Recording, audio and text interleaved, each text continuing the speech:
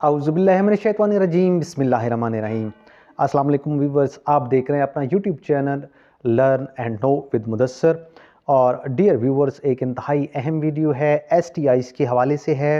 एसटीआईज़ की बहुत सारी कन्फ्यूजन है, बहुत सारे सवालात हैं जो कि मैंने कुछ वीडियोस शेयर की थी अपने इसी यूट्यूब चैनल पे। तो कमेंट्स में बहुत सारे सवालात आ रहे थे।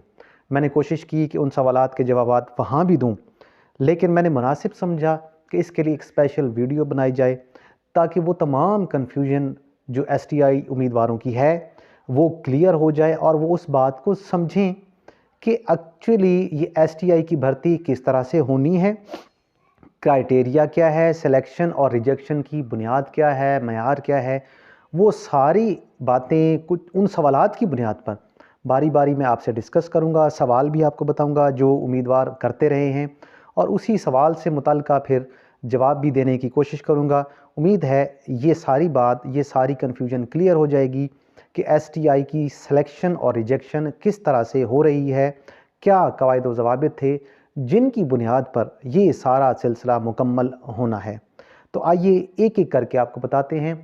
सबसे पहली बात जो समझने की है वो ये है कि जो एसटीआई की भर्ती है उसके लिए 4 डिग्रीज़ की शराइत रखी गई थी और ये कहा गया था स्कूल हेड्स को कि आपने ये चेक करना है कि आया जो दरख्वास्तें आपके पास आई हैं एसटीआईज़ की, क्या वो इन 4 डिग्रीज़ में से कोई डिग्री रखते हैं या नहीं रखते।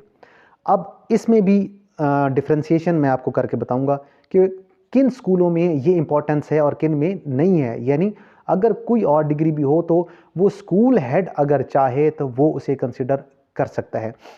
वो 4 डिग्रीज कौन सी थी, मैंने पिछली वीडियो में भी आपके साथ ये बात शेयर की थी कि 4 डिग्रीज थी health and sciences, agriculture, computer science और फैशन डिज़ाइनिंग। ये 4 डिग्रीज थी। ये बाकायदा एक किसी ज़िला के एक सीईओ की तरफ से जो है वो लेटर भी था। वो भी मैं आपको दिखा देता हूँ, ये स्क्रीन पे आप देख सकते हैं। इन्हीं का हवाला था कि अगर ये 4 डिग्रीज़ हैं उम्मीदवारों की तो आप उन्हें रेलेवेंट कंसिडर करेंगे या मोस्ट रेलेवेंट उससे मिलती जुलती कोई डिग्री है। अगर उम्मीदवार नहीं है यानी रेलेवेंट डिग्री का उम्मीदवार नहीं है तो फिर आपने चेक करना है, हेड ने चेक करना था कि मोस्ट रेलेवेंट कौन हो सकता है, यानी उससे बिल्कुल करीब तरीन डिग्री किसकी हो सकती है। तो उसे भी स्कूल हेड जो है वो रेलेवेंट कंसिडर करके ओके कर सकते थे। ये हेड्स को ऑप्शन दिया गया था, ये बाद में चेंज की गई थी। पोर्टल पे एक नया ऑप्शन हेड्स के लिए इंट्रोड्यूस कराया गया था कि इंटरव्यू के बाद एंड पे आपने सारा जो इंटरव्यू देने आपके पास उम्मीदवार आए हैं, आपने उनकी डॉक्यूमेंट्स चेक की, उनकी लास्ट डिग्री चेक की, आपने उनका इंटरव्यू लिया, आपने उनको मार्क्स दे दिए। अब आपका काम ये है, यानी स्कूल हेड का काम ये था कि उन्होंने फाइनल करना था अगर डिग्री रेलेवेंट है। रेलेवेंट से मुराद क्या है कि उस स्कूल में जो रिक्वायरमेंट है उससे उनकी जो उम्मीदवार की डिग्री है वो रेलेवेंट है तो उन्होंने वहाँ पे यस कर देना था। अगर इररेलेवेंट है तो उन्होंने वहाँ पे नो कर देना था। इस सारे प्रोसेस के बाद फिर उम्मीदवारों को टाइम दिया गया था कि आप जो है, अगर आपका रिजेक्ट हो गया है तो आप जो है वो डीईओ ऑफिस में दरख्वास्त भी दे सकते हैं। तो जिनका प्रॉब्लम था उन्होंने दरख्वास्तें भी दी। अब कुछ लेट हो रहा है ये प्रोसेस, तो अभी तक कन्फ्यूजन बाकी है। उम्मीदवार परेशान हैं कि आया अब फाइनली क्या होगा, क्योंकि किसी का सिलेक्टेड आ रहा है और कभी सिलेक्टेड आ रहा है, एक ही स्कूल है, एक ही सीट है, लेकिन सिलेक्टेड 2-3 उम्मीदवारों का आ रहा है। तो अब ये कैसे होगा। तो पहली बात तो आपने ये समझ ली कि डिग्री जो है वो 4 थी। उसकी बुनियाद पर स्कूल हेड ने ये बताना था कि ये उम्मीदवार मेरे स्कूल के लिए रेलेवेंट है या नहीं है। अब ये चीज़, इसमें थोड़ी सी डिफ्रेंशिएशन समझें आप कि ये चीज़ जो है ये हाई और हायर में तो बहुत इंपॉर्टेंट थी कि fashion designing, health and sciences, agriculture और कंप्यूटर साइंस, लेकिन प्राइमरी और मिडिल की भी सीटें थीं। तो वहाँ पे अगर डिग्री रेलेवेंट नहीं भी है, अब ये उम्मीदवारों के सवालों का जवाब है। एक इंतहाई अहम सवाल था और उसका जवाब है कि अगर रेलेवेंट इन 4 डिग्रीज में से डिग्री नहीं है, मिसाल के तौर पे एम इंग्लिश का है कोई या कोई और डिग्री है किसी के पास, उसने अप्लाई किया हुआ है। अब क्या है कि प्राइमरी स्कूल है या मिडिल स्कूल है, उसका मेरिट भी बन रहा है, वो मेरिट में भी सबसे ऊपर है, उसका इंटरव्यू भी क्लियर है, यूनियन काउंसिल भी उसकी वही है। तो अब क्या वो उसमें सेलेक्ट हो सकता है या नहीं। तो ये सारे का सारा हाथ में दे दिया गया था किसके, स्कूल हेड के। अगर स्कूल हेड ये समझता है कि ये उम्मीदवार जो है ये मेरी यूनियन काउंसिल का भी है, इसके मार्क्स भी मेरिट में सबसे ऊपर हैं इंटरव्यू के बाद, तो अब वो उसको रेलेवेंट कंसिडर करके अपने स्कूल में हायर कर सकता था। तो इसका मतलब ये हुआ कि हाई और हायर में तो वो कंडीशन लग गई कि हर किसी ने अपनी डिमांड दी हुई थी, हर स्कूल ने एक सीट वहाँ पे थी या 2 सीटें थी कि मुझे जी कंप्यूटर साइंस का टीचर चाहिए, तो वहाँ पे कंप्यूटर साइंस ही कंसिडर होगा। मेरिट चाहे किसी और का ऊपर बन भी रहा है तो वहाँ पे हेड ने उसको रिजेक्ट कर दिया है। लेकिन अगर प्राइमरी या मिडिल स्कूल है तो वहाँ पे अब ये थोड़ा सा एक एज मिलता है उम्मीदवारों को कि अगर उनकी डिग्री रेलेवेंट नहीं भी है तो अब उनका मुकाबला आ गया, अब उनका बाकियों के साथ कंपैरिजन आ गया, चाहे वो डिग्रीज और भी थी, तो अब उनके मार्क्स, लास्ट डिग्री के मार्क्स, उनके इंटरव्यू के मार्क्स, उनकी यूनियन काउंसिल देखी जाएगी, चेक की जाएगी। उसके बाद जो उम्मीदवार सबसे ऊपर होगा वो सेलेक्टेड समझा जाएगा। हेड को चाहिए था कि वो उसको रेलेवेंट करते और उसको सेलेक्ट करते। क्यों?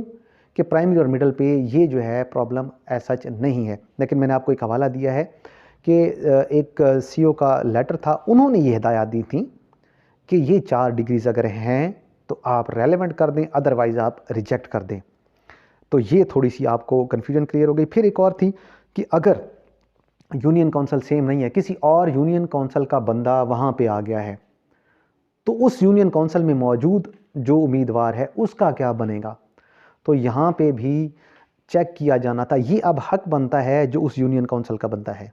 अब ये वो क्लेम कर सकता था, डीईओ ऑफिस में उम्मीदवार को क्लेम करना चाहिए था कि मेरी ये यूनियन काउंसिल है, यहाँ पे डिग्रीज भी हमारी सेम बनती हैं, तो यहाँ पे मेरा हक बनता है। तो यहाँ पे भी जो उस यूनियन काउंसिल का बंदा है या टीचर है जिसने भर्ती होना है, उसका पहला मेरिट में नंबर बनता है, बाकी बाद में जाएंगे। हाँ, अलबत्ता अगर उसी यूनियन काउंसिल का बंदा है लेकिन उसकी डिग्री रेलेवेंट नहीं है, तो किसी दूसरी यूनियन काउंसिल का बंदा जो स्कूल में अप्लाई कर रहा है, अगर उसकी डिग्री रेलेवेंट है तो वो हेड की सवाबदीद पर है, हेड उसको सेलेक्ट करेगा। और क्योंकि उसको वही बंदा चाहिए, उसको दूसरी डिग्री का बंदा ही नहीं चाहिए, उसको कंप्यूटर साइंस का बंदा चाहिए, तो उसने एमए इंग्लिश वाले का क्या करना है कि जो कि मेरिट में ऊपर आया हुआ है और है भी उसी यूनियन काउंसिल का। लेकिन अब स्कूल हेड की वो रिक्वायरमेंट ही नहीं है।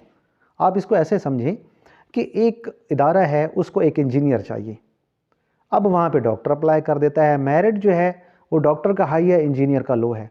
तो अब ये कैसे हो सकता है कि चाहिए इंजीनियर और वहाँ पे भर्ती डॉक्टर कर लें? तो इस बात को आप समझें कि सेलेक्ट वही होगा हाई और हायर में, ख़ास तौर पे हायर स्कूलों में, कि जिसकी डिग्री मोस्ट रेलेवेंट या रेलेवेंट होगी। प्राइमरी और मिडिल में ये थोड़ी सी रिलैक्सेशन मिल सकती है कि हेड जो है वो चाहे तो किसी और डिग्री के जो टीचर है उसको भी, या कैंडिडेट है, उम्मीदवार है एसटीआई, उसे भी वो रेलेवेंट कह के अपने पास हायर कर सकता है। क्योंकि प्राइमरी और मिडिल लेवल पे ऐसा ये है जो डिग्रीज़ हैं कंप्यूटर साइंस, इसके बाद फैशन डिज़ाइनिंग और एग्रीकल्चर, हेल्थ एंड साइंसेज, ये इतना मैटर नहीं करता। तो ये जो है बात समझने की थी। एक बात और भी मैंने आपके साथ शेयर की थी, एक बार फिर आपको बता रहा हूँ कि ये कहा जा रहा था कि जी एसटीआईज़ की भर्तियाँ कैंसिल हो गई हैं। तो आप इस बात को, मैंने आपको पहले भी बताया था कि फ़िलहाल तक ऐसी कोई ख़बर नहीं है, ये खबर फेक थी। अलबत्ता आने वाले वक्त का नहीं पता। आप ये ना कहिएगा कि सर ने मैं कहा था कि नहीं जी आपने तो कहा था कि कैंसिल नहीं हुई और अचानक से कैंसिल होगी। अब फ़िलहाल प्रोसेस चल रहा है, ऐसी ऑफिस की तरफ से ऑफिशियल कोई ख़बर नहीं है कि जी सीटें ये कैंसिल हो गई हैं या भर्तियाँ कैंसिल हो गई हैं। तो ये मैंने कोशिश की है उम्मीदवारों के सवालात के जवाब देने की। उम्मीद है इससे काफ़ी सारी कन्फ्यूजन जो है वो क्लियर हुई होगी। इजाज़त चाहते हैं आपसे। अल्लाह हाफिज़। Thank you.